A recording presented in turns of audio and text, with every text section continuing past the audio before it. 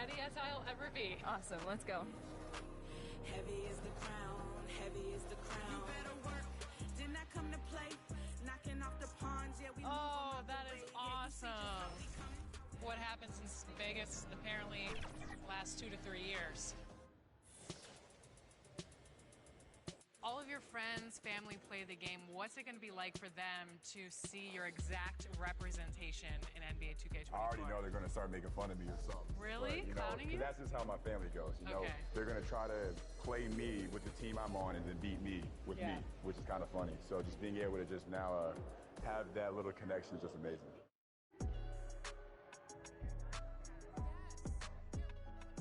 Me, I usually only use one player the whole game, and I try to abuse, so I might get Damian Lillard and just try to score 60 with him. Giannis is too overpowered on 2K, by the way. It's just impossible to defend against him. Okay, but what if you become the Giannis next year? Yeah. Well, I'm going to say it's unfair, but I'm still going to use it. Okay.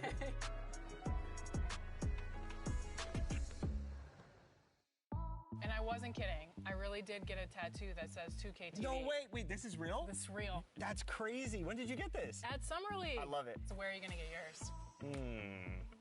We'll have to figure that out for next season. 2K TV. Yeah, right there. Maybe I'll put my win-loss percentage right across my face. Okay, well, Won't be a long tattoo.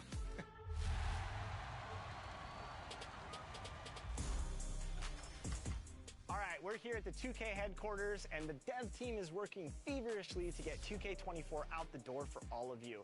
And one big step in that process is actually happening inside right now. And today to talk about that, I'm joined by gameplay director Mike Wing. Mike, welcome back to 2K TV. Hey, nice to see you again, Chris. Good to be here.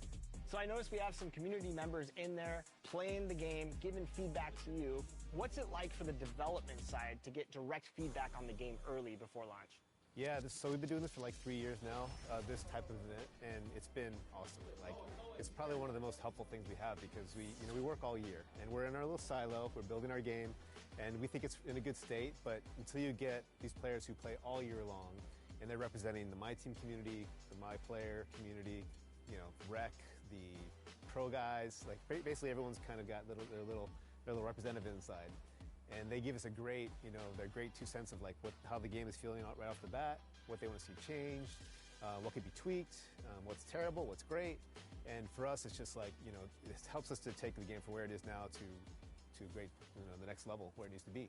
What are some things that they give you as feedback that you take to the drawing board and kind of the team and say, okay, how can we tweak this? Or is it basically based off community feedback directly from these sessions, or are you looking at stuff and you're like, oh, this is good, they like this stuff, we got to kind of improve this stuff or tweak this stuff based on some of that feedback? Yeah, it's pretty much all over the board. Like, we focus on gameplay for this event, and they come in with very fresh perspectives of 23, right? So they've been on it all year long, so their brain's there. They're still using like kind of exploits or things that they really like in 23 to try to be successful. So they come in trying to do those things right away, and they see that a lot of things have been fixed or changed. And so for us, it's helpful for them to remember, because we've been in the trenches for so long. Like, some of the things that they thought they'd be complaining about, like, oh yeah, we fixed that 3 months ago. And so it's helpful for us to just be reassured that some of those things are gone. And now they got to look for new exploits to beat people with. Go break the game. That's what I tell them. Go break the game and be honest with Mike. Don't just come in here and tell them things you like, find things you don't like. What's it been like for you and all your gameplay team to like meet the community and interact with the community and then have them playing, the product before launch? Is it a pretty cool feeling to build that relationship? And you said this is the 3rd year in a row. How's it been over the years, and how's that affected the gameplay? Yeah, absolutely. So we're bringing back, at least today, there's at least 4 or 5 returning people. So we've already have kind of a relationship and a rapport, and the first time some of these guys came in, it wasn't like they were ready to just give us their raw feedback, They're trying to be polite, they're trying not to get in our faces on stuff, but now they're ready, they're very, very willing to just give us their honest opinion. And there's nothing beats the in-person dialogue, because we can be, on forum posts, we can be on Reddit, Twitter, and we'll get feedback, but it's usually not filtered, and you can't really get a gauge for exactly what people are complaining about. So when you can just have a conversation about things, and it helps them too, right? They can bring up points and things they don't like, and we can just talk to them about things and how the game is built, and they understand why some decisions are made, and they help us guide us too. They help guide our decisions of what they think things should be like, and we can change accordingly. So the game is for the community, so we're always trying to just do our best to make the game that they want. All right, I know the community wants to hear the details about 24, but for both our sakes, we'll just be safe and might cut it off here. Mike Wang, thanks so much for joining us here on 2K TV. And for you out there, make sure to always send that constructive criticism in. These guys are listening, and I'm excited. 24 is right around the corner. Yeah, I'm excited too. Can't wait. Back to 2K23. In July, we held a 2K TV Tuesday event in the city, and I heard that there was some kind of challenge involved. Always. Everybody's always coming for us. First off, the event was fire. The community showed up. They were repping that 2K TV gear. And right before Team 2K TV got out there to play, our top play of the year winner, No Sleep Uno and his squad, challenged us to a game of 3v3. It did not go so well for us. They're going to like the segment, not so much us. I'm excited to see. I'm going to like it too. I already know it. So take a look and stay tuned because we'll be announcing our 2K TV Tuesday MVP right after this.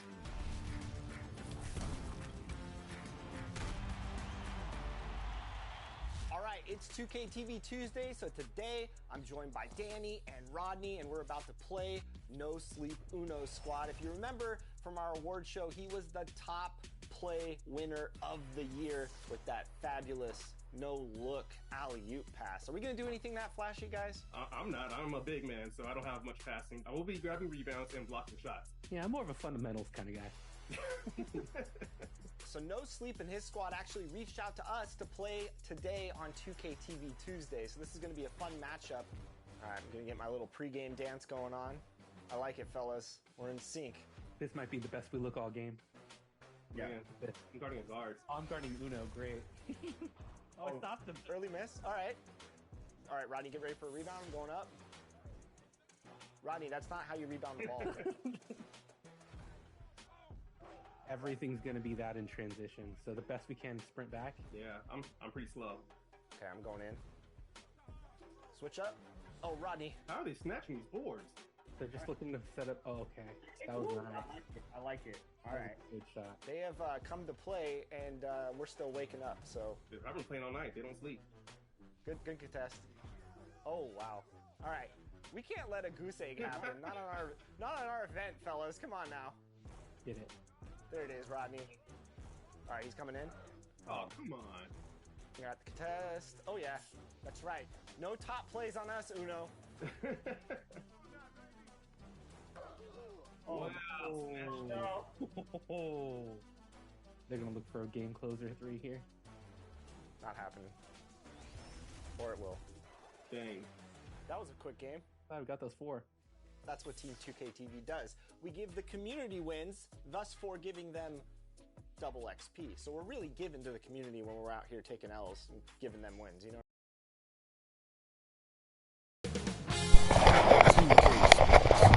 My bad, we forget and I gotta hit the button. The NBA.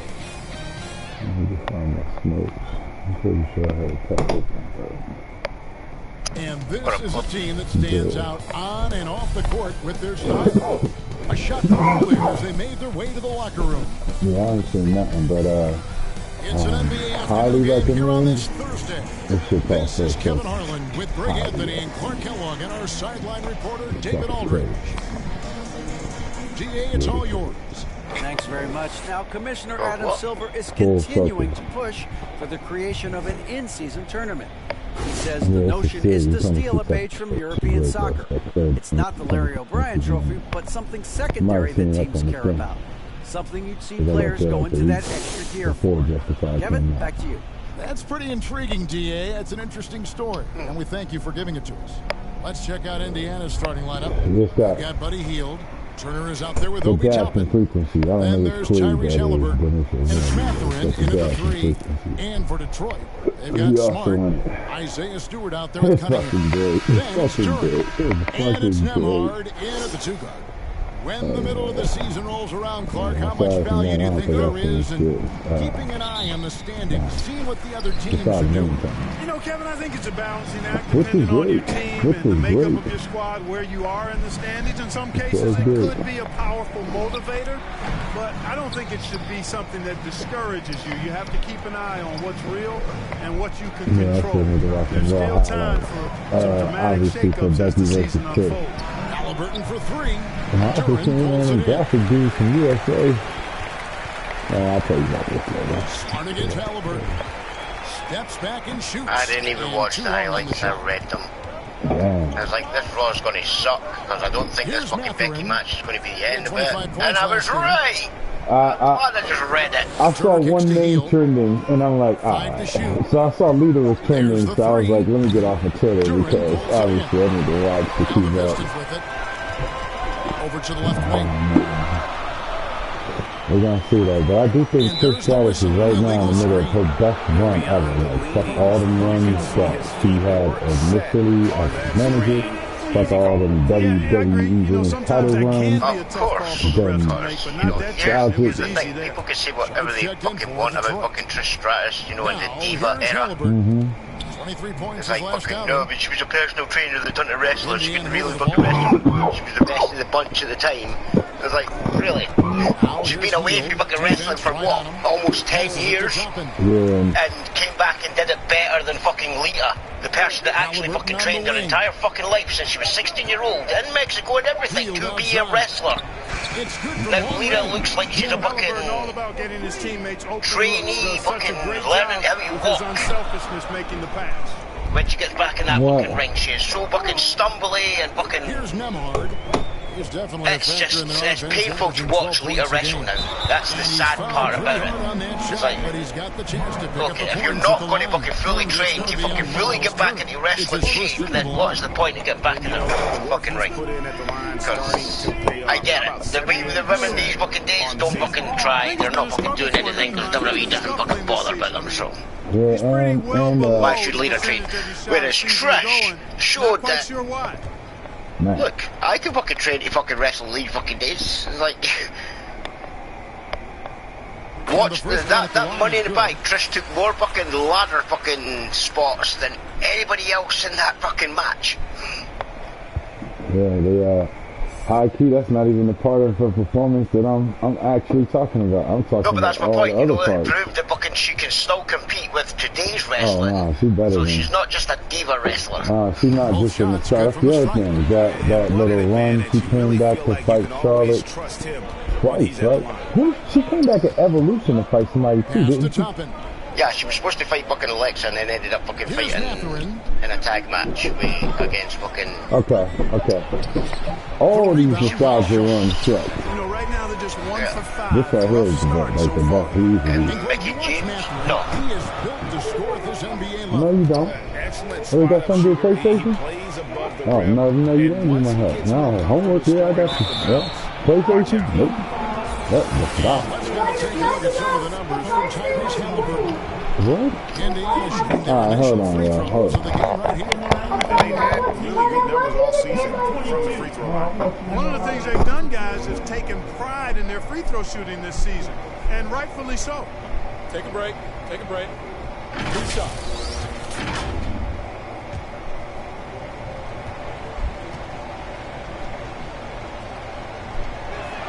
The first free throw is good. Bagley, he's checked in for the Pistons.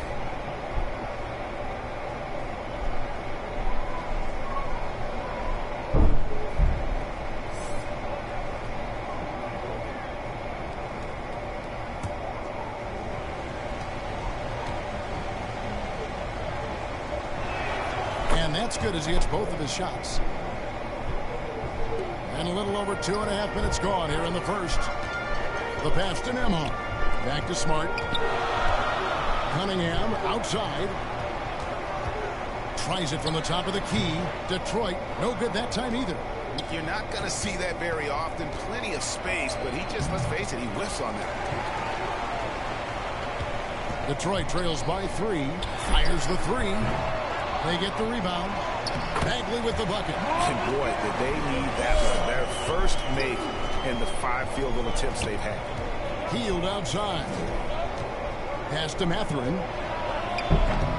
And once again off the mark by Indiana. The Pistons have gone just 1 for 5 from the field to start the quarter. High post Bagley. It's blocked, and they'll keep possession. 5 on the clock. Tries again. He goes up again. The kick out to Cunningham. Gets it to go from beyond the arc. And you can play Cunningham on the ball, off shoots the ball. He's really a generational talent, partly because of his versatility. Back to Halliburton. Healed outside. His three-pointer's off the mark.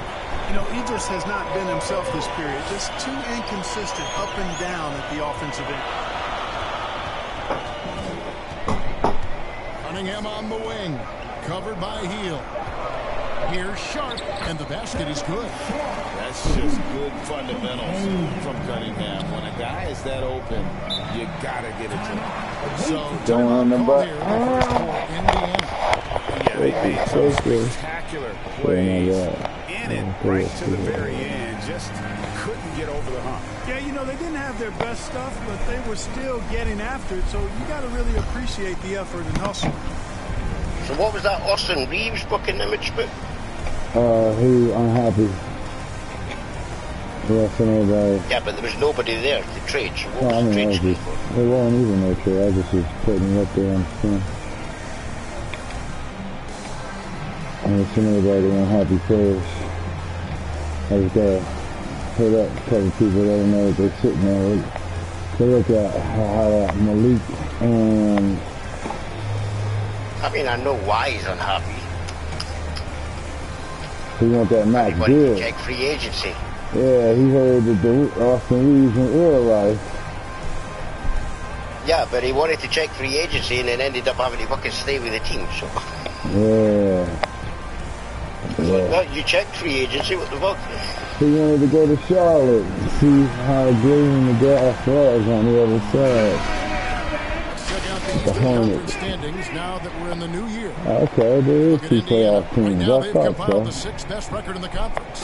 And checking out Detroit, two Same amount spots of down. wins, too. And checking out Detroit, they've shown me some very good things this season. But that next step, those qualities that could make them true contenders, there's two playing teams. Just haven't been there. Yeah, No, I said they both these were his playoff teams, but to make that switch from good to great. when they start to turn on the win, yeah, when they start beating the Third loss. and fourth free throw attempts for the game.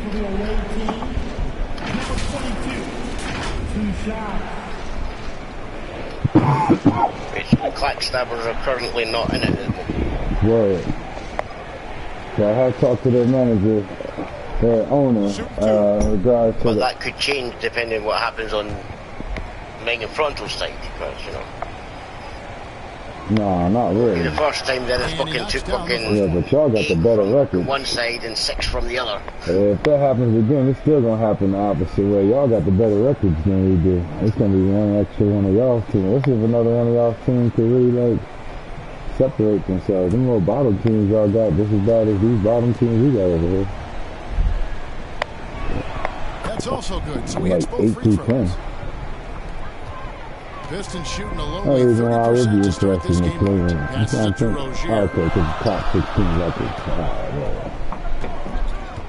I kind of like the play-in format there. They get it back. Bagley, and finished off by Bagley. And the dogged attitude of Bagley. I mean, the thing with the play-in benefits all the teams that automatically qualify, because then they get a rest and get a chance to get their injured players back. Back to Moore. You won't get that regardless, though. Over Bagley. Yeah, but I mean, without actually playing a game, you know, to get to rest your players. It's like, okay, so it's going to take fucking, what, 2-3 extra days for the play-ins to play off to get to the fucking actual playoff fucking bracket, so everybody's in the playoff fucking part before the first playoff game officially starts. It's like, okay, my guy's back in 3 days. Still looking for his first bucket in this one. I get him back for the first game. And once again off the mark by Indiana. Whereas, you know, whereas this way it's like, oh no, just the top thingy and then everybody plays, so, you know, you're already past your third game by the time you're injured guy. Clearly fouled on that shot that time, the whistle blowing. Yeah, we need him back immediately. I'm sure he's going to win this game. You know, going from Boston to Charlotte, Scary Terry got an increased role with the Hornets, and sometimes that's all a player needs. He became a starter there, doubled his scoring average, and it was really a hand-in-glove fit for Rozier.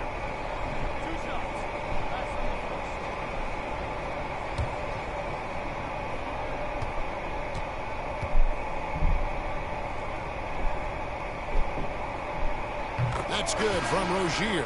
Reeves' problem's probably been he's too busy being on fucking Twitter and thought he's fucking more valuable than he actually is. In his game. You can hear it when you listen to him in He definitely been on Twitter. he'll tell you He what got his a lot more approach is. followers He this says season, so he think he deserves to be all-star and all that He shit. plays every game, every possession. Yeah, maybe in the next game. Like it's do or die. And both free throws good for Rozier.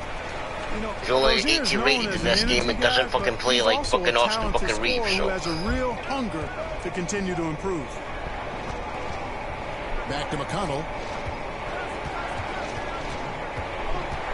Kicks to Johnson. But it won't be the first time that fucking somebody's been unhappy at my team and then fucking changed by the fucking end of the season and re-signed. He's been a factor for them over the last month. He's right around 17 points a night, 4 assists and 2 rebounds. Well, you know that he can put points up in a hurry. That's what he makes it. I might just trade him. In scoring. Yeah, I think he's got a great sense of how to keep their offense going and being productive. He tried. Somebody else is having an off night. I want to bring his offer back out, man. I want to bring his offer. Look at Joe Johnson getting minutes. Yeah, that's why they're losing probably. He retired. Nah, he keeps saying every season that we got him, he retires. He got to get on the team to retire. That's not true. He played on the team last season. So he's or is he retiring this year? Yeah, it's this year. I'm good to see him get some minutes out there. I understand on Instagram. He do yoga. From outside the arc. And the last Oh, it's so funny when you go Johnson. And so is Detroit, holding on to an 8-point lead, heading into the break. Make so many fucking memes, especially when he was retiring. You know, when you're retiring Joe Johnson. Yeah, I'm about to retire Joe Johnson.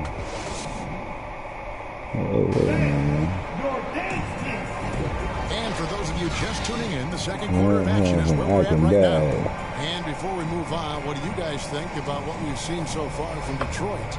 Just cashing in on second chance opportunities.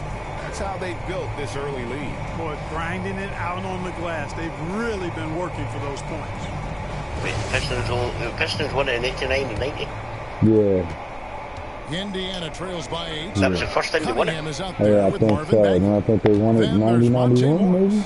Then it's 2004 is it? Oh, they only ever won 2? Damn, I thought that. Oh, okay. 89, 90, and then 2004. And that'll be 2 free throws. I thought they went back to back. That was 89, 88, 89, and 89, 90 is what you're saying. Back to back. Yeah. They all had 3 banners. One said 89, one said 90, and the other one said 2004. Yeah, I thought Joe Dumars and Zika got 2. But yeah, they only got 1 in 04. They won another year, though. They beat the Lakers for that one. 14 gap between their second and third. Longer than that. No, almost 20. Yeah, man, going to go nowhere near it. And Indiana making a change here. Fields checked in. Niggas was talking about this on a show, though. On a show that we watched, niggas was talking about who the greatest Piston is. And then they was like, it's got to be Joe Dumars, because not only did he win those 2 right there, he was also the GM for that last one right there. We'll say, that might have been as far as this full circle show. Swear to God, it might be that full circle. It ain't something you haven't heard over the past 2 years. It's all that full circle show. Nah, it was on Justified. I think they even killed on Justified. Yeah. When it comes to running the pick and roll, Monte Morris yeah, it was on Justified. Yeah, Justified too, man. I think it should come out tonight. Some young players don't understand. You can't go 100 miles an hour all the Full time. You got to circle play shit, with though, pace man. as well as smarts, and he's got a really good feel for how to navigate those 2 areas well. I can't think of nothing else niggas was watching. I need to watch these highlights though, but I ain't gonna lie, bro. It's kind of boring. I feel like a lot of shit that I was fucking with lost some steam. Not dominant though. I'm glad they gave him a belt, but I'm not glad that they just found any belt to give him instead of something that mattered. I like Gunther. I like his run when he was on SmackDown. Seemed like since he on Raw, it's like he just on Raw with the championship. It don't seem like the same thing. Right? No, he's still fucking singing. He's fucking Chad Gable's fucking his next opponent. So, I think I'm mostly talking about the problem I have with fucking but I'm not hearing nothing at about the moment is the whole fucking get mad at a member. Tease the fact that we're going to threaten to kick out a member every year, every time. It's like, no. If fucking JD's joining the Judgment Day to be the 5th fucking member of the fucking faction, why does fucking Kaiser have to be teased to be kicked out for fucking Dragunov to join? I don't think Dragunov's gonna join though. Why does all your factions these days have to be 3-man groups? That's not a fucking faction, that's a fucking tag team. It's been like that since the field. The last time was the only one that changed it a little bit. For a short period of time. But that's my point. Remember, in a faction used to be fucking 5 to 6 fucking members. Yeah, Retribution. And fucking Heart Foundation. And DX. And Retribution. And Retaliation. Yeah, but remember, they even slimmed down Retribution when they actually officially fucking announced them. It's like, okay, we're removing Jews. We're removing Jews. It's just going to be you 2 females and you 3 guys. And then we're removing that 1 female, so it's just the 4 of you now. Yeah, that was politics now. It's like, oh, okay, so this group of fucking 12 people we see in fucking blowing up fucking substations in the ring outside the arena in the ring didn't even exist. 4 people that showed up. He showed up. For the NBA.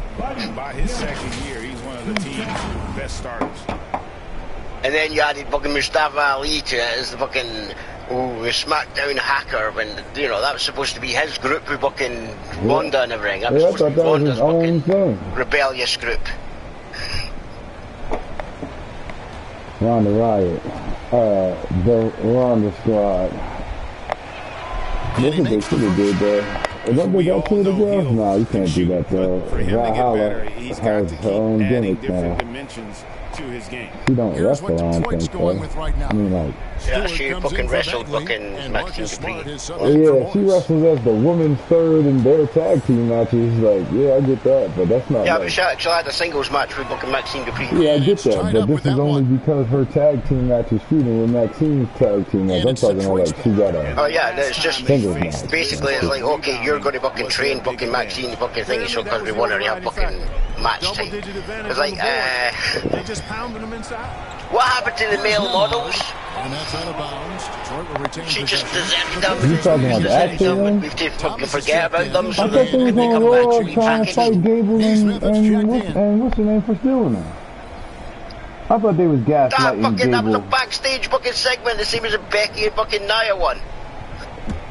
Oh, so they didn't like... I thought that those Max from Mel Miles came out there and cost them a match or something. Man, we got a point, man, because they should be like 2 angry models. It was Maxine. Maxine fucking left fucking the male models backstage and then kept interfering in fucking Gable's fucking matches with fucking Otis and costing Otis matches because Gable and fucking Maxine. Yo, what is their obsession with trying to repair the Otis with like criminally I don't know, it's just women? fucking, it's the Mandy Rose fucking it's the same shit story though. all over again. Yeah, what is up with that? Alright, listen, they've been doing this for years. Trying to, because, you know, it doesn't matter what you look like, your personality. Nah, fuck that. This is a real fat dude. Let's talk about it. They did the same thing with Big Daddy V, Sexual Chocolate. They did the same thing. Exactly, so they don't get hit with fucking discrimination because, you know, the big guys can fucking... It's not about to sit here and get all together and follow petitions to WWE to make sure a fat guy gets a pretty woman. Vince just thinks he's funny seeing a fat guy with a pretty girl, because he's like, no, it's not fucking Vince now though, it's fucking Triple H. Yeah, well, Triple H is just as bad as remember, yeah, he was trained by fucking Vince, because he was there when Vince was doing all that fucking shit. Remember, he was in the whole fucking segments with fucking Trish and everything as well. He was trained good. Fuck out of here. Triple H could be no right. In my book, he killed China. Fuck out of here. But that's my point.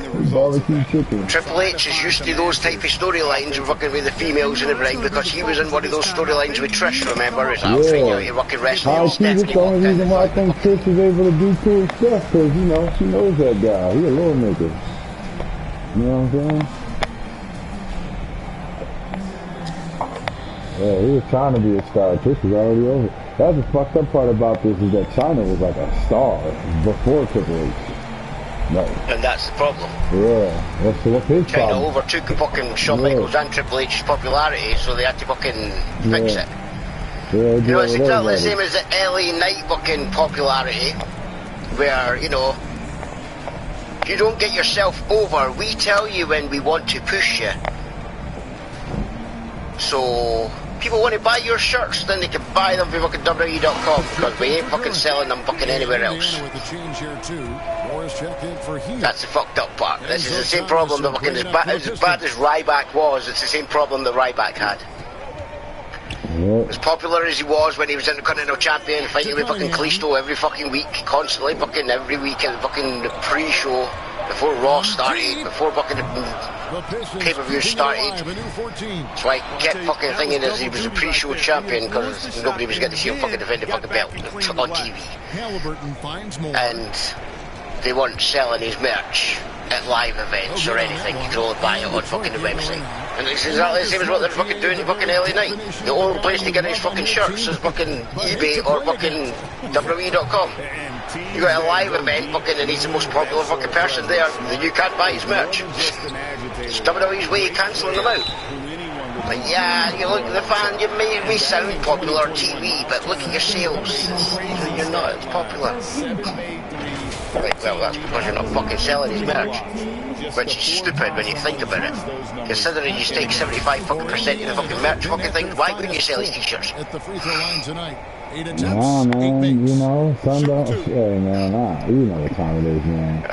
Think about it, right? It doesn't make very good business sense, because if somebody's fucking that popular, it's like, even if they fail, even if you're not fucking, they're not in your plans to fucking push them. Capitalize on the fucking popularity for the fucking money. That's all you care about anyway, so sell the fucking shirts. If somebody's that popular, then why wouldn't you fucking go, okay, we're gonna need fucking double the amount of fucking LA Knight shirts, just in case we take them to these live events, we'll see how well they sell. If they fucking all fucking sell out, then there's more fucking money for WWE and they still need to keep it. Just keep telling people, oh yeah, his push is coming, his push is coming.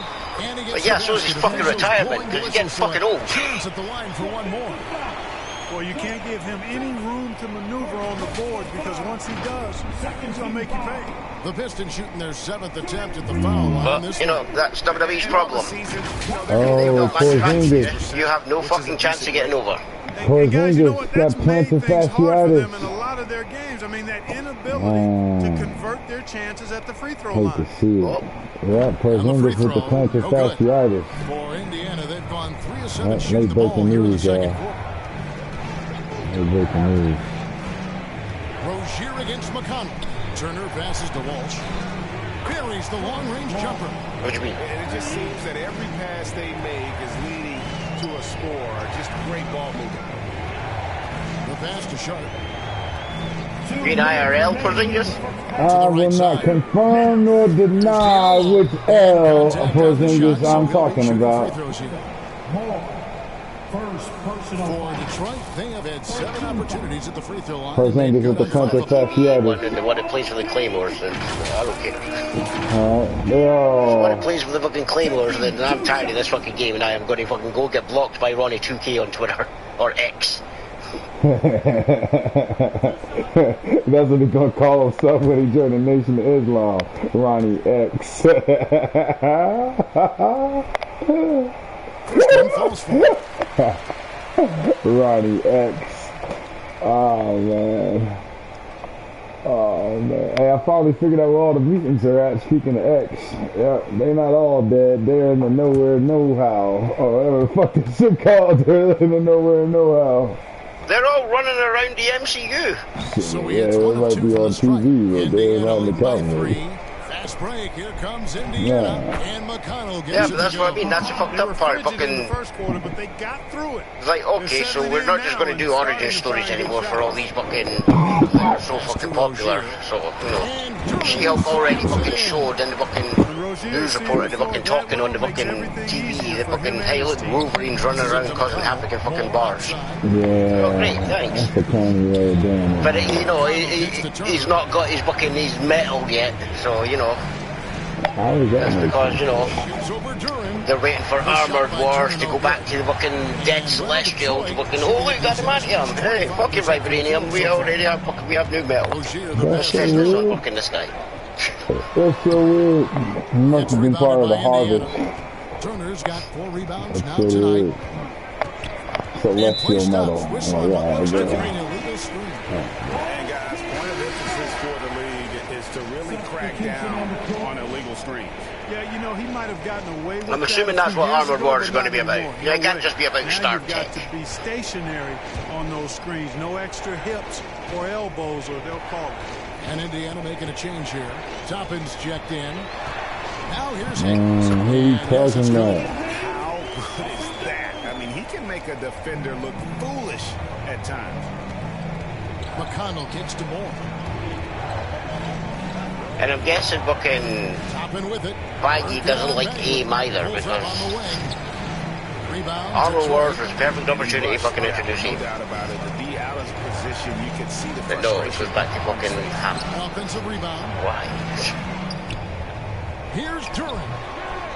And Duran slams it in. And when he's on the floor, I offensive don't know who rebounding is always apologized for going to the be a rap. strength. I mean, for the rap. Who apologizing for the rap? Doesn't he? And you know, those second chance opportunities can be game changing. He represents so much value to this team because of what he does.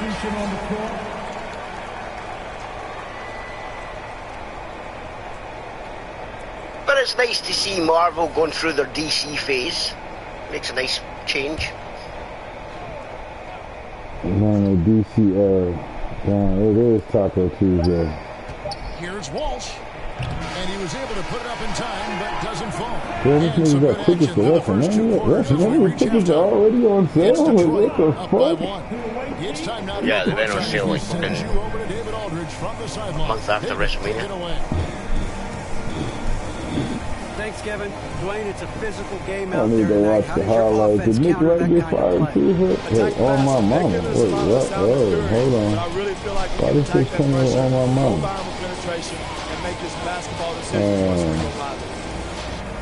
Okay, thanks for your time. Back to you, Kevin. All right, thank you, David. And folks, don't go away. After the break, we'll see you right back here for the start of quarter number 3. It's the 2K Sports Halftime Show.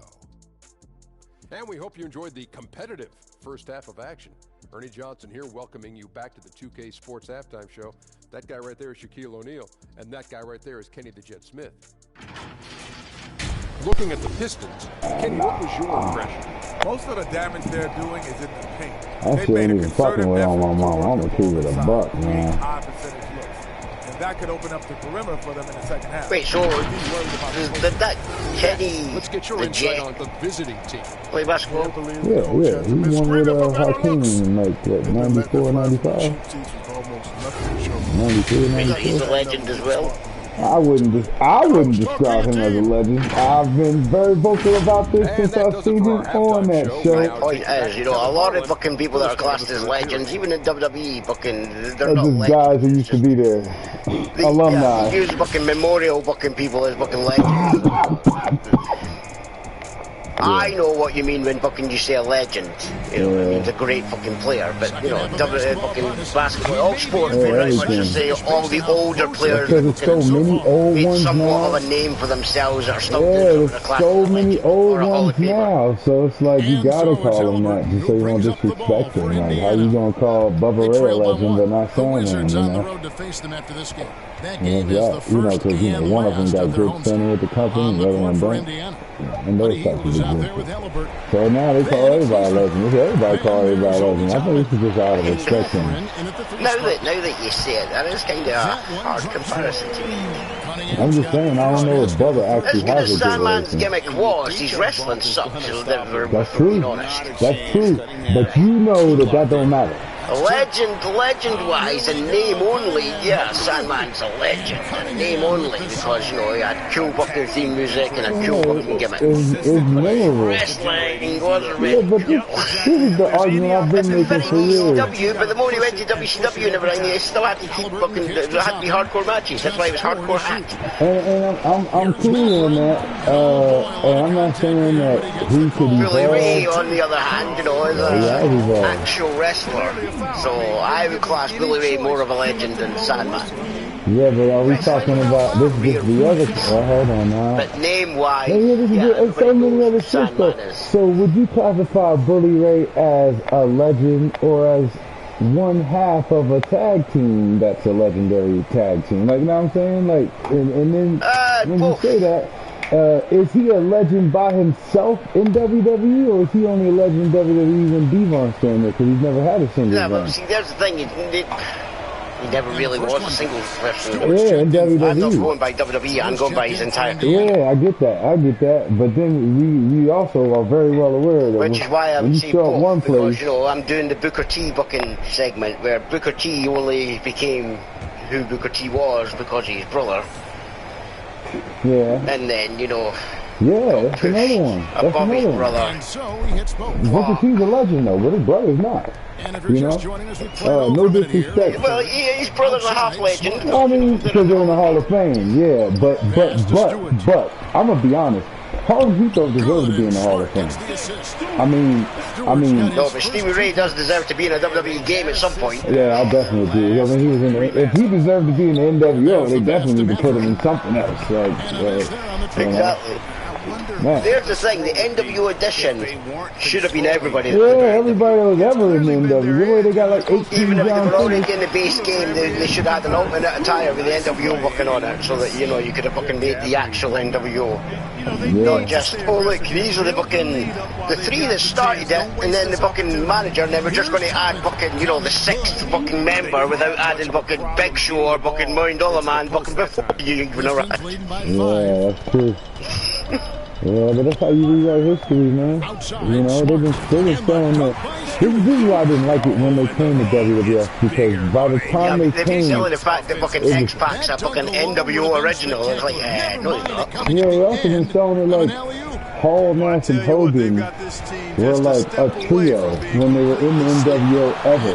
When they like never, like outside of the first match, they didn't like wrestle in like a fuck ton of, let me not say 6-man tag matches, because they probably did that first year. They did a couple. You know what I'm saying? Like, but for the most of the duration of the that was before they faction, got more members. the three of them unless we're talking about the promo with the entire group in the ring, most of these promos, one of those dudes did most of the talking, and the rest of the dudes didn't say shit. So it's like weird to me that they try to sell the three of One of them them got punished all the time. like the Shield, like the three of them were always, you know, no matter how many other guys were around, the three of them always were in the middle. Like, nah. That's just weird to me. They've been doing it since they came to WWF the first time. Hall had the shit around his head. And it's like, and he was drunk, fighting Stone Cold. It's like, I didn't understand then why they kept trying to sell this like this is a trio. It's been very weird for it to have been in WCW in the trio. Detroit making a switch here. Hayes is checked in. And just a trio.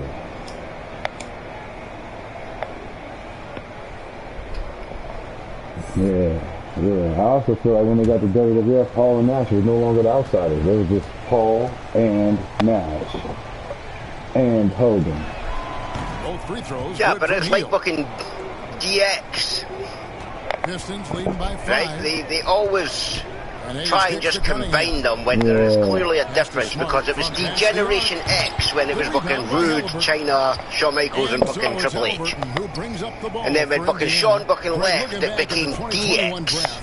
I'm still shocked. They very rarely, it was the commentators that fucking would slip up and fucking call them D-Generation X. That scared some teams away, but it was DX. That was the difference. Shawn Michaels and fucking Triple H and everything, they were the degenerates. They were D-Generation X. When Triple H took over and fucking the Outlaws were added and fucking X-Pac was acted, they were DX. It's two different factions. Yeah, and then they combined them at fucking, when they added fucking Shawn Michaels fucking back and then tried to fucking proclaim that, oh look, yeah, this is DX, it's the originals. No, this part is doing the Attitude Era, they could have did that, but every time they brought Shawn back, he was like going against DX. Whether he was with the corporation. And then when they added fucking Shawn fucking back, where fucking they're doing all the little fucking reunion bullshits and everything, they just kept ignoring Billy Gunn because Shawn kept stealing all his lines. This is the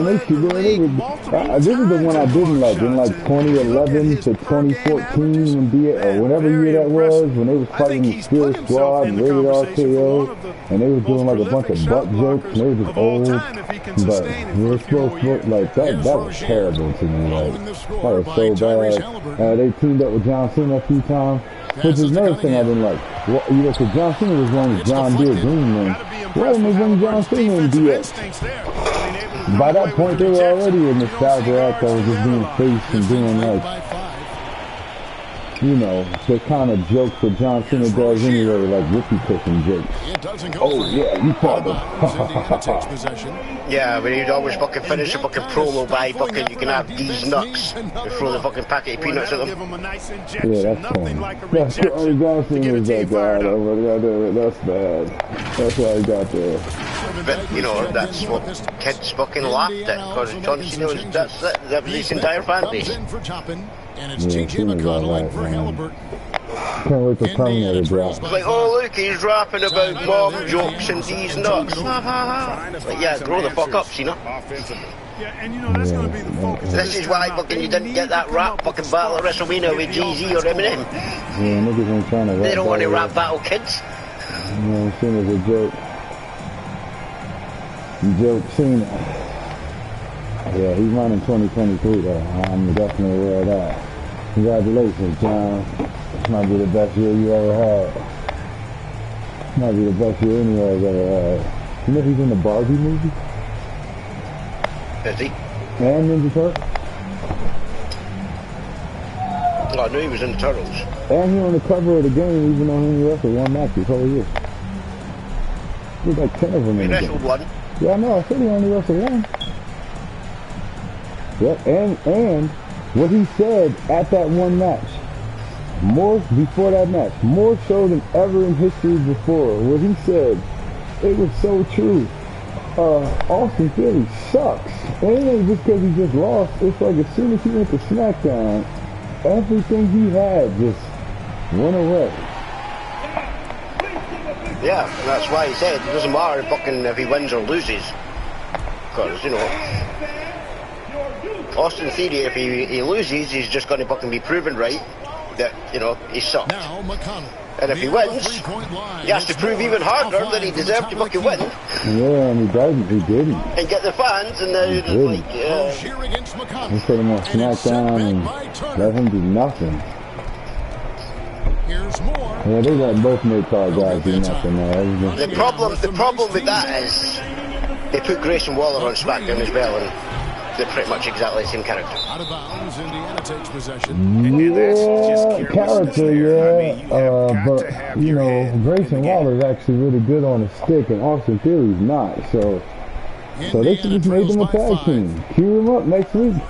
The Fighting Flyers, Austin Theory and Grayson Waller.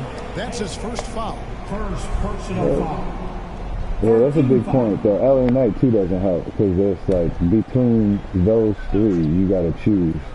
And nobody's choosing Austin Theory, obviously, because he's not as good as either one of them. But they're all... That's my point. They pretty much were forced to fucking make LA Knight a face because of the fucking... Are you over? Man fucking base. That's supposed to happen. And Grayson Waller and Austin fucking both have the same heel gimmick. The only difference is fucking Grayson has a fucking talk show to do his.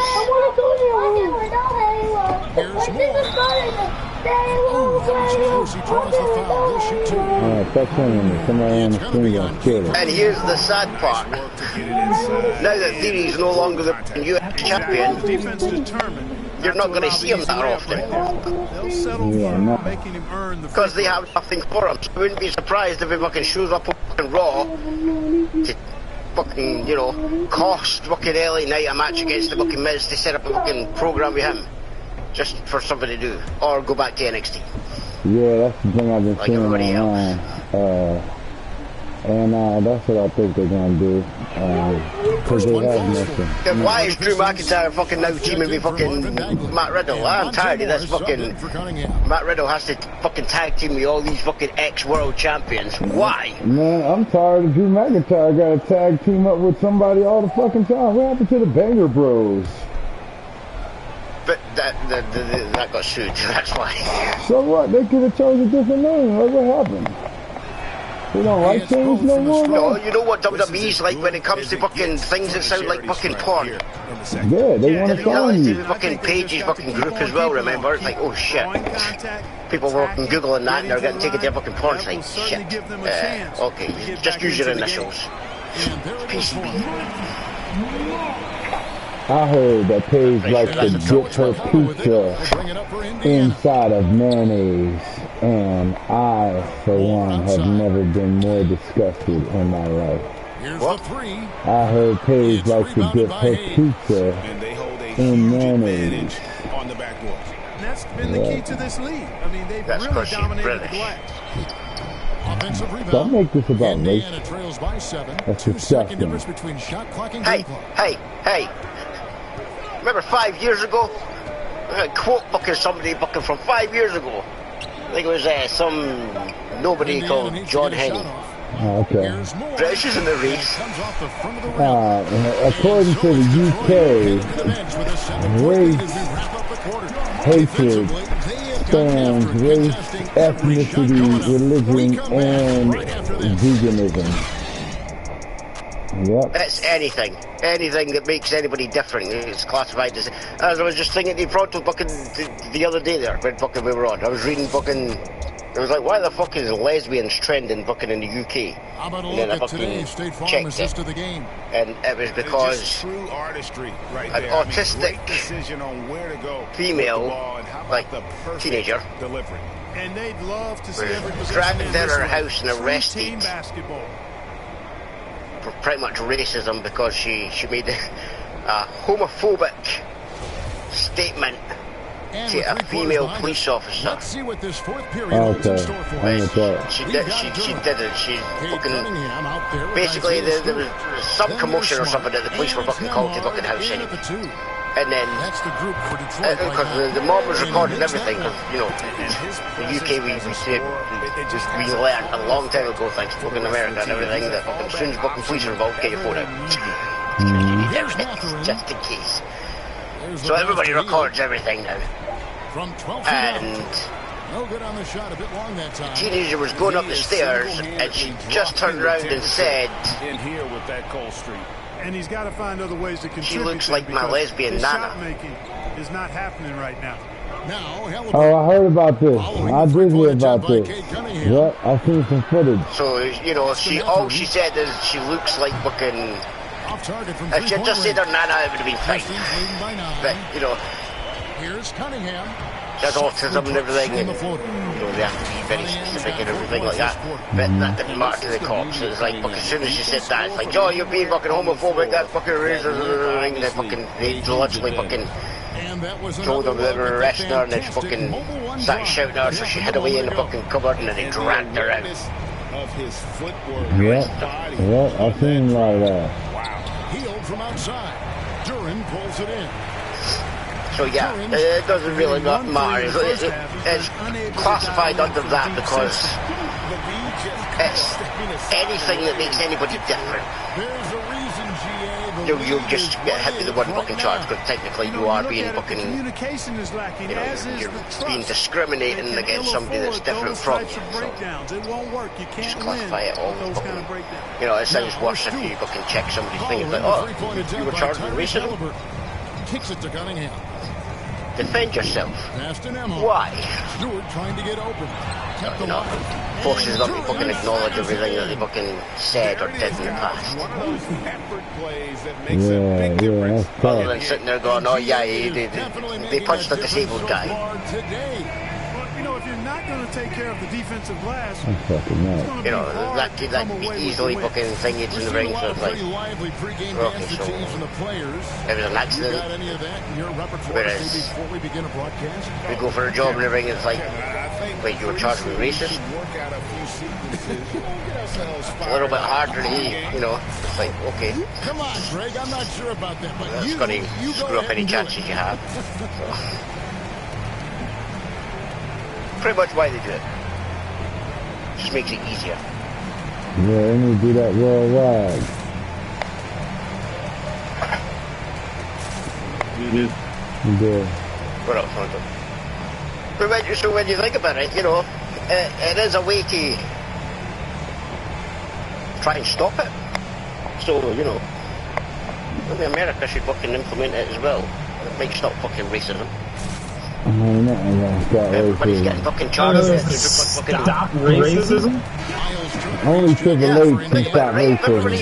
If everybody's being charged with fucking, you know, attacking people that are disabled, or attacking people that are taller than them, or attacking people that fucking, you know, aren't the same sex as them and everything, and they all get charged with racism that goes on their fucking things, and it doesn't matter if they're racist or not, it's going to stop a lot of people by going, oh, wait a minute, now I see their point. Thank you, David. Time called here. The Pistons decide to talk it over. Every time out. Think about it, right? Because what is fucking, what is racism, Fronto? And I agree. I think there's going to be a new wrinkle in their game plan when they come out of this timeout.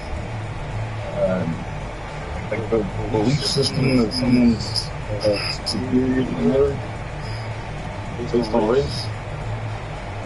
Yeah, like those people who ride around. Yeah, but why is it based on race? What's the difference?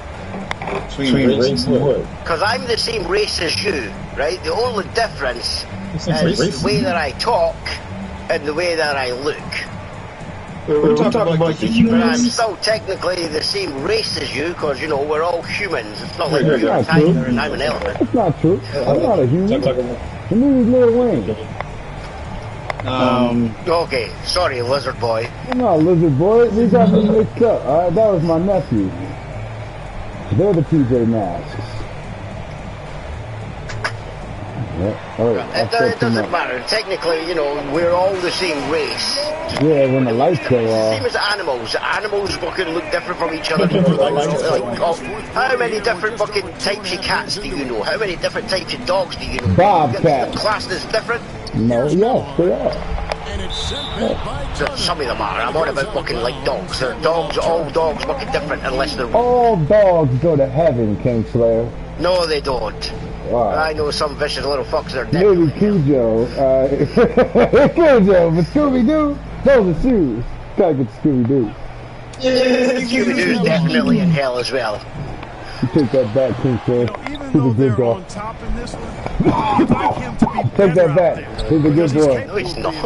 I'm gonna send you into Marmaduke's is definitely in hell as well.